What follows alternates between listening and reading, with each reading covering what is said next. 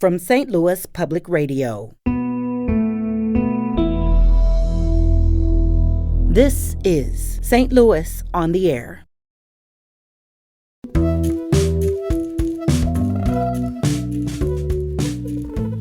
I understand you also got a lot of insight from kids, that there were some children who worked on this process. Who were these lucky kids, and how did you end up tapping their brains? Yeah. Well, in my mind, there is no more important part of the design team than the kids that gave us ideas for this space.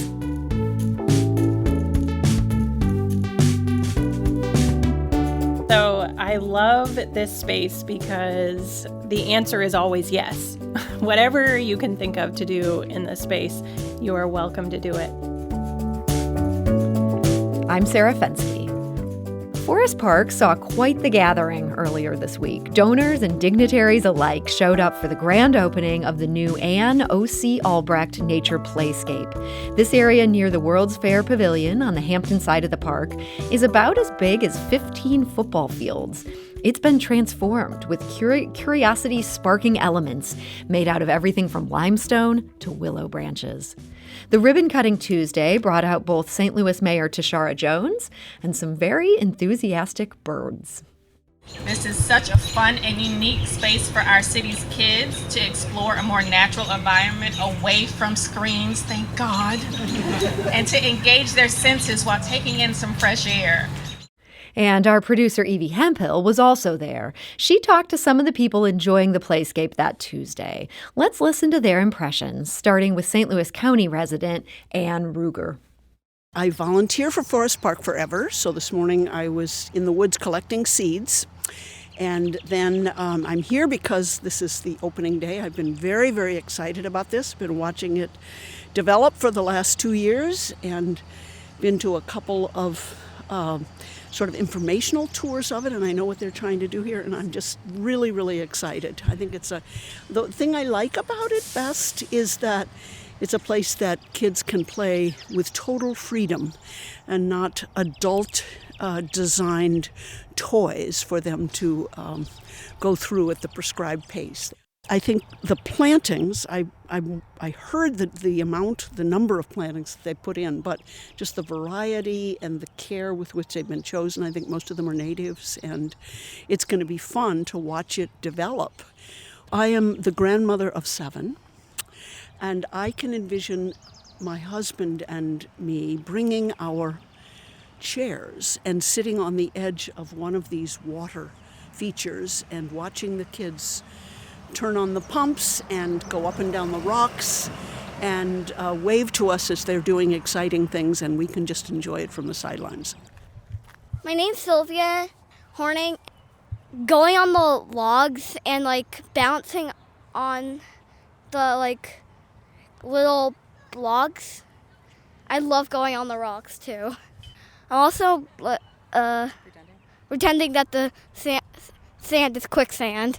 I feel really excited and happy. And that is 7-year-old Sylvia Horning and also Anne Ruger, who volunteers with Forest Park Forever. And joining us now for more about this new Playscape is Roman Fox. He is the horticulture superintendent for Forest Park Forever. Roman, welcome. Thank you. And we're also joined today by Ellie Stevens. She is the education coordinator for Forest Park Forever. Ellie, welcome. Thank you, Sarah. So, Roman, let's start with you. This project has been underway for about 2 years. What did this area look like before that? Prior to construction, this was an area that had a scattering of mature trees and just turf that needed to be mowed regularly. So the space does have a gentle topography that kind of slopes down to an existing forested area. But it was just an open turf area that had a few really nice trees, but just a few trees scattered amongst the lawn. And so to transform it to what it is now was quite an undertaking. So how total is this transformation? I mean, if a crow was flying over, would they be able to tell? Yeah, no, there's not a lot remaining that, well, maybe a crow could tell a little bit because they're seeing it from a different elevation.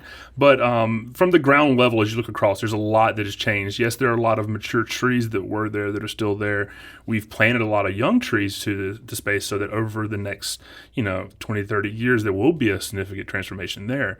But just the type, the diversity of plantings, the landscapes, the elements of play that have been added that really does change the area to create something visually that is much different.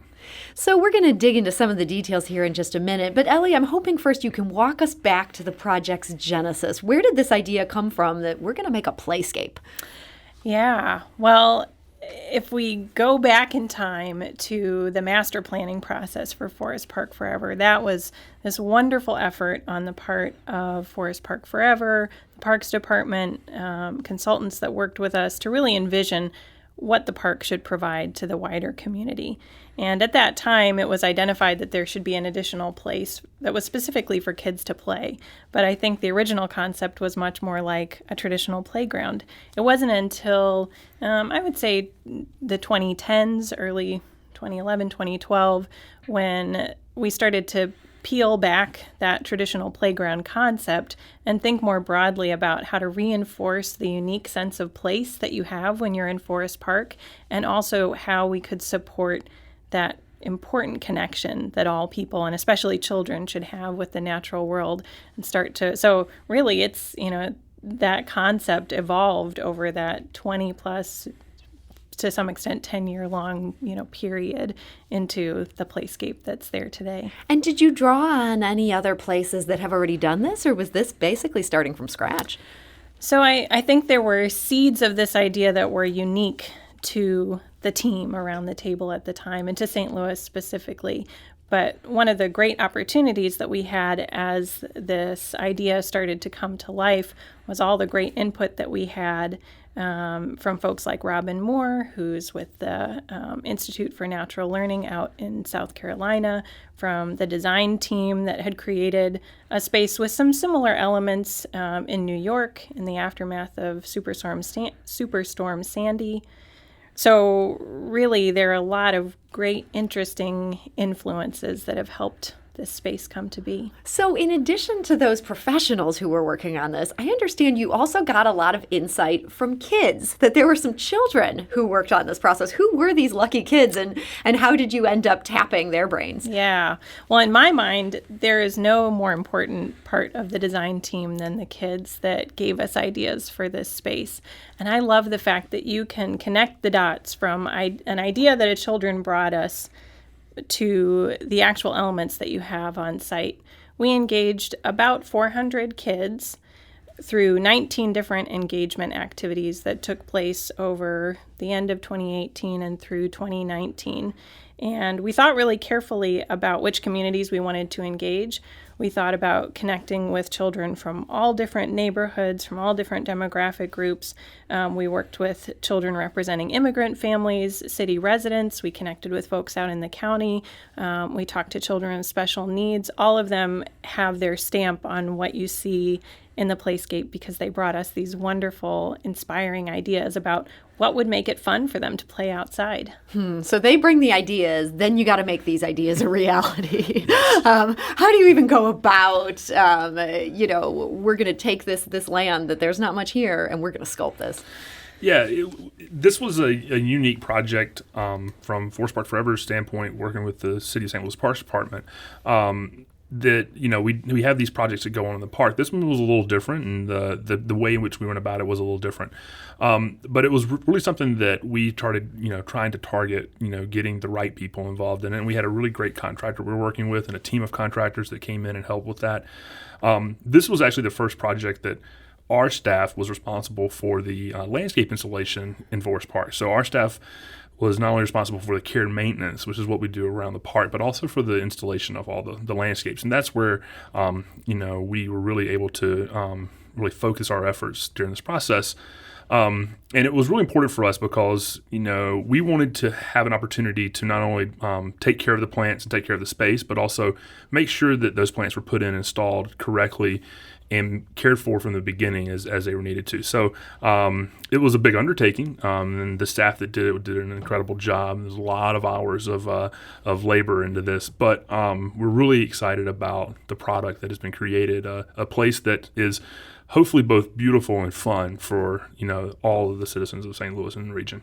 And the volunteer who our producer talked to on site, was she right that these are native plants? Yes, these are native plants. There were some plants that existed on the site that were not native, that specifically trees that were significant enough and just really high quality that we didn't want to remove just because they weren't native to the region. So we left those in place. But what we added were native plants and native plantings, and each play area has an ecological kind of theme to it, and the plantings are partnered with those. So you'll go to areas that are something you would see maybe in the Ozark glades and the rocky limestone outcroppings, and then you'll see some things that are maybe elements of prairies and meadows that you would see in different parts of the state. So each little area has their own ecological theme, and the landscapes reflect that.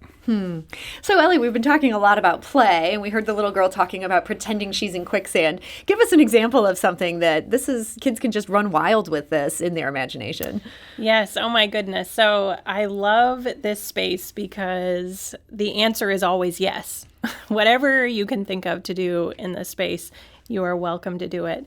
And I know, as a mother myself, watching my son, having spaces where he can really engage in that self-directed play, he knows what he needs to grow and develop and become the person that he is, whether it's an opportunity to climb or balance, whether it's a chance to work collaboratively with a playmate, whether it's just feeling the mud between your toes or the sand in your fingers, whether it's pausing to watch a bee fly up and sip nectar from a flower.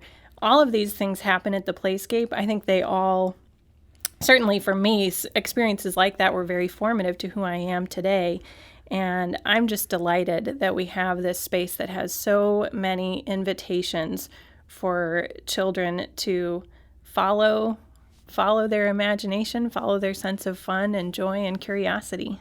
I understand there's also a path. This is a bit over a mile, and there's interpretive signs along this that the kids were also involved with. What's going on with these signs? That's right. Oh, my goodness. I love these signs so much. This was really just a thrill to be a part of that process as well. We really wanted to carry over all the principles that went into the design of the space to the interpretation of the space, because I think we've all been to museums or parks where you see interpretive signs that help you understand the space. And as we thought about interpretive signage for the Playscape, we really said, okay, well, we as adults can't interpret this space for other children. Children should interpret it for each other.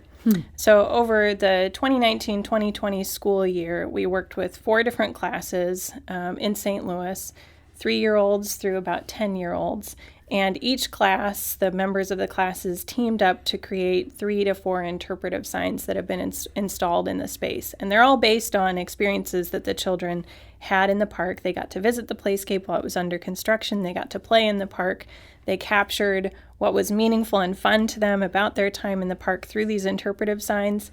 And so what you see in these interpretive signs, I think, really just captures how children share ideas with each other. And I love that. I cannot wait to see these signs. I'm so fascinated by what children's interpretive signs would look like. It sounds like there's going to be a gold mine there. Roman, one other thing I wanted to make sure that we touched on today, and that's that in addition to the maintenance that your team is going to have to do on this site, you also mentioned this is a site that's going to continue to evolve. How so? So, as we installed the site, we planted over 400 trees additionally to the area.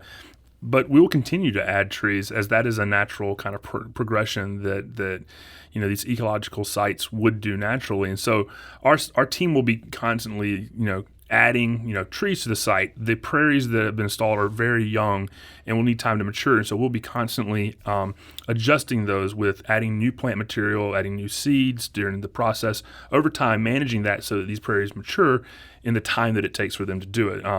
And so there's this balance of, the use and the kind of overall development of it. Within the site, it's actually really nice. Just from a week-to-week, visit to the site, you're going to see different things as you come, which is, I think, part of the beauty of it. Today, there are certain flowers blooming in the site, but next week after, there'll be a different, set of flowers in each of the areas that are going to be interesting. And as flowers change, the insects will change, the birds will change, the wildlife will change around, and that's part of, I think, the draw to it. Is not the same every time you come, and those new experiences are there for each visitor. So people will want to visit. They'll want to visit again Yes. and again, and not just because their kids are dragging them, right? Yes. We've all been there. Well, this just sounds amazing. We want to encourage people to check this out. It's now open in Forest Park. It's open every hour that the park is open. Mm-hmm. Okay. Well, we have more information about where it is and all that good stuff on our website, stlpr.org. You can also check out Forest Park Forever. And we want to thank Roman Fox, horticulture superintendent for Forest Park Forever. Thank you. Thank you. And Ellie Stevens, education coordinator for Forest Park Forever. Thank you. Thank you, Sarah. St. Louis on the Air is a production of St. Louis Public Radio. Understanding starts here.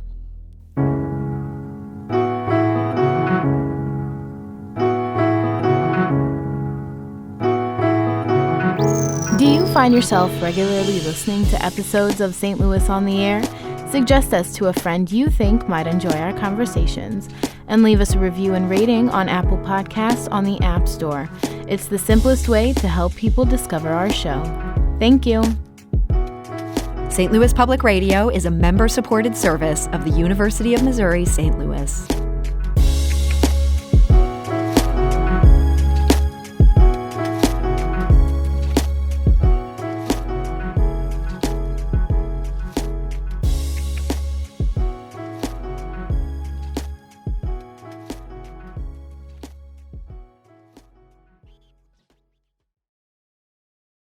Support comes from the Missouri Forest Products Association, providing more than 41,000 jobs in the production of wood pallets, railroad ties, white oak barrels, hardwood floors, and more. Details at choosewood.com.